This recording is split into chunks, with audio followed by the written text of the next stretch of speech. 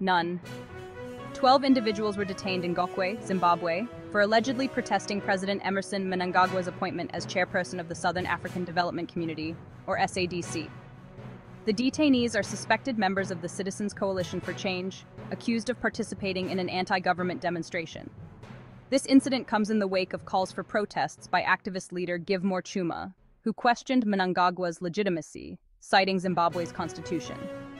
These arrests are part of a broader crackdown in Zimbabwe, where over 160 people, including a 1-year-old baby, have been detained and reportedly subjected to torture. Despite these escalating human rights abuses, SADC member states have remained silent, effectively enabling Zimbabwe's authoritarian regime.